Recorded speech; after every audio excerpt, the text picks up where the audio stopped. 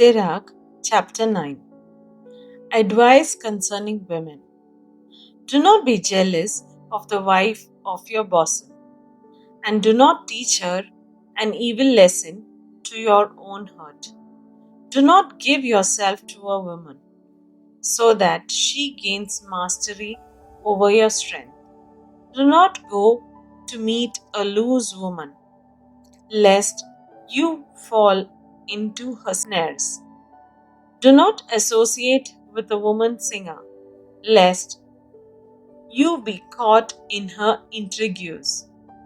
Do not look intently at a virgin, lest you stumble and incur penalties for her.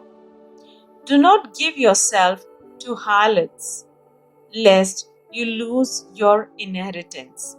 Do not look around in the streets of a city, nor wander about in its deserted sections.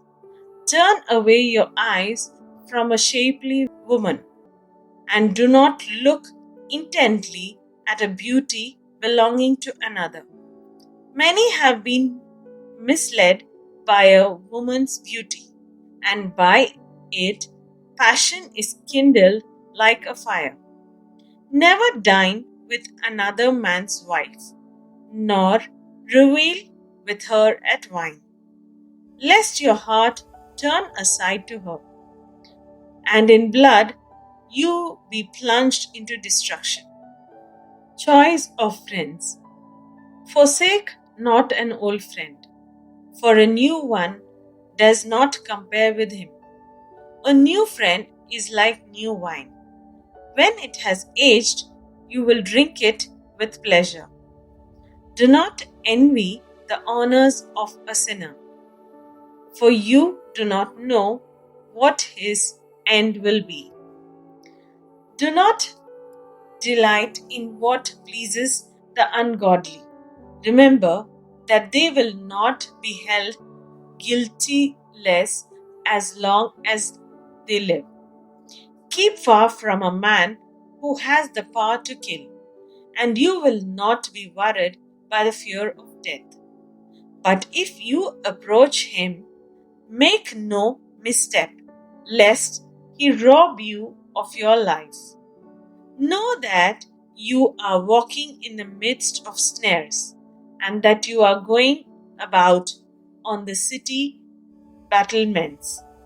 As much as you can, aim to know your neighbors and consult with the wise. Let your conversation be with men of understanding, and let all your discussion be about the laws of Most High. Let righteous men be your dinner companions, and let your glorying be in the fear of the Lord. Concerning rulers, a work will be praised for the skill of the craftsman. So, a people's leader is proved wise by his words. Babbler is feared in his city, and the man who is reckless in speech will be hated. Sirach chapter 10. A wise magistrate will educate his people, and the rule of an understanding man will be well ordered. Like the magistrate of the people, so are his officials, and like the ruler of the city, so are all his inhabitants. A disciplined king will ruin his people, but a city will grow through the understanding of its rulers. The government of the earth is in the hands of the Lord, and over it he will raise up the right man for the time. The success of a man is in the hands of the Lord, and he confers his honor upon the person of the scribe. The sin of pride. Do not be angry with your neighbor for any injury, and do not attempt anything by acts of insolence. Arrogance is hateful before the Lord and before men, and injustice is outrageous to both. Sovereignty passes from nation to nation on account of injustice, and insolence and wealth. How can he who is dust and ashes be proud? For even in life his bowels decay. A long illness baffles the physician. The king of today will die tomorrow. For when a man is dead, he will inherit creeping things and wild beasts and worms. The beginning of man's pride is to depart from the Lord. His heart has forsaken his Maker. For the beginning of pride is sin, and the man who clings to it pours out abominations. Therefore, the Lord brought upon them extraordinary afflictions and destroyed them utterly. The Lord has cast down the thrones of rulers and has seated the lonely in their place. The Lord has plucked up the roots of the nations and has planted the humble in their place. The Lord has overthrown the lands of the nations and has destroyed them to the foundations of the earth. He has removed some of them and destroyed them, and has extinguished the memory of them from the earth. Pride was not created for men, nor fierce anger for those born of women, persons deserving honor. What race is worthy of honor? The human race. What race is worthy of honor? Those who fear the Lord. What race is unworthy of honor? The human race. What race is unworthy of honor? Those who transgress the commandments. Among brothers, their leader is worthy of honor, and those who fear the Lord are worthy of honor in his eye. The rich and the eminent and the poor, their glory is the fear of the Lord. It is not right to despise an intelligent poor man, nor is it proper to honor a sinful man. The noble man and the judge and the ruler will be honored, but none of them is greater than the man who fears the Lord. Free men will be at the service of a wise servant, and a man understanding will not grumble. Concerning humility, do not make a display of your wisdom when you do your work, nor glorify yourself at a time when you are in want. Better is the man who works and has an abundance of everything, than one who goes out about boasting but lacks bread. My son, glorify yourself with humility, and ascribe to yourself honor according to your worth. Who will justify the man that sins against himself? And who will honor the man that dishonors his own life? A poor man is honored for his knowledge, while a rich man is honored for his wealth. A man honored in poverty, how much more in wealth? Sirach chapter 11. The deceptiveness of appearances. The wisdom of a humble man will lift up his head and will seat him among the great. Do not praise a man for his good looks, nor loathe a man because of his appearance. The bee is small among flying creatures, but her product is the best of sweet things. Do not boast about wearing fine clothes, nor exalt yourself in the day that you are honored.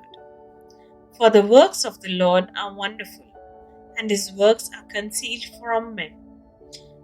Many kings have had to sit on the ground, but one who was never thought of has worn a crown.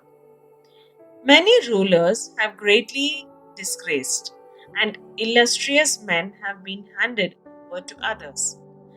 Deliberation and caution. Do not find fault before you investigate. First, consider and then reprove. Do not answer before you have heard, nor interrupt a speaker in the midst of his words. Do not argue about a matter which does not concern you, nor sit with sinners when they judge a case. My son, do not busy yourself with many matters. If you multiply activities, you will not go unpunished. And if you pursue, you will not overtake. And by fleeing, you will not escape. There is a man who works and toils and presses on, but is so much more in want. There is another who is slow and needs help, who lacks strength and abounds poverty. But the eyes of the Lord look upon him for his good. He lifts him out of his low estate and raises up his head, so that many are amazed at him. Good things and bad, life and death, poverty and wealth come from the Lord.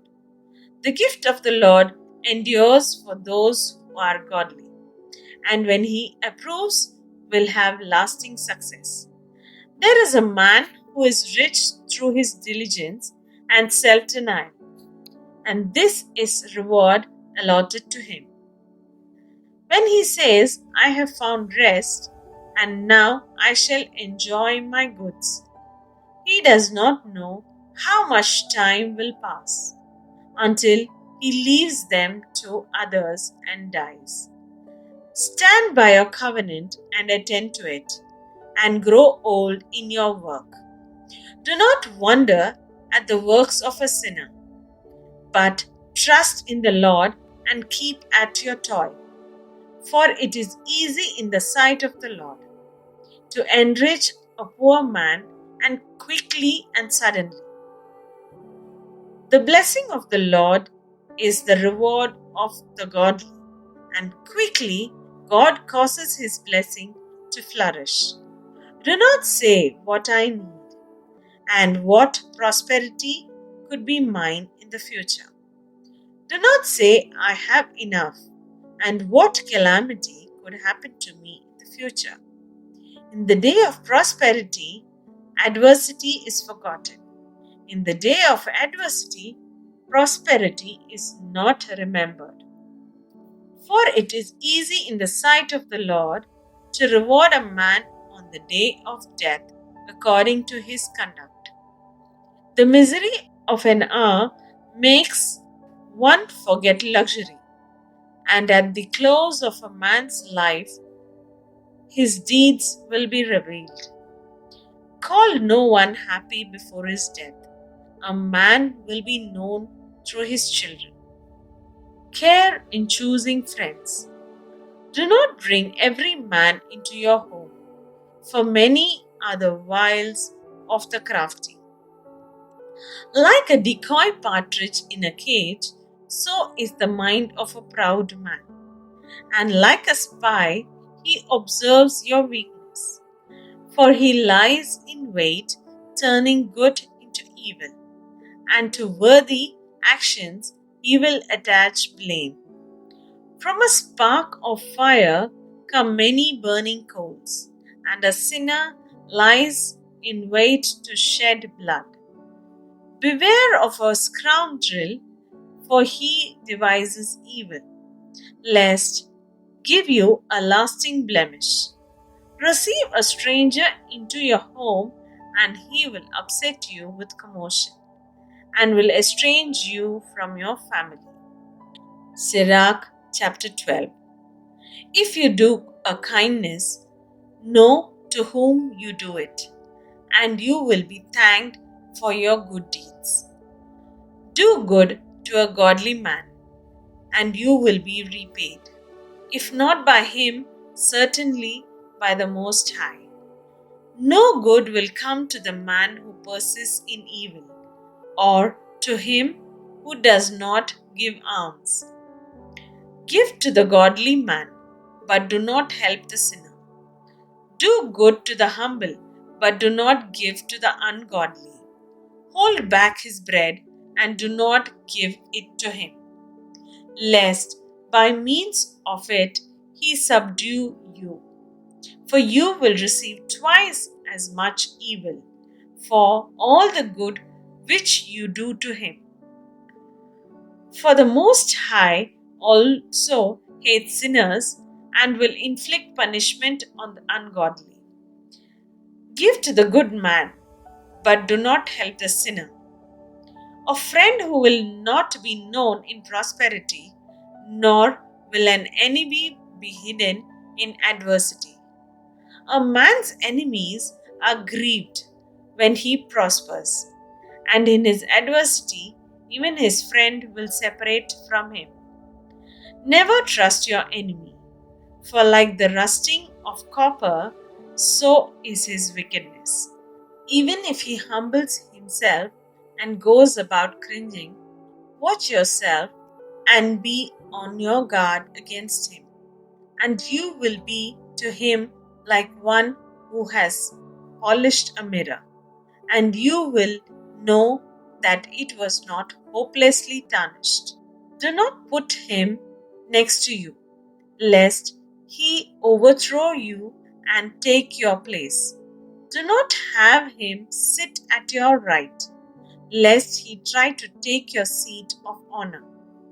And at last you will realize the truth of my words and be stung by what I have said.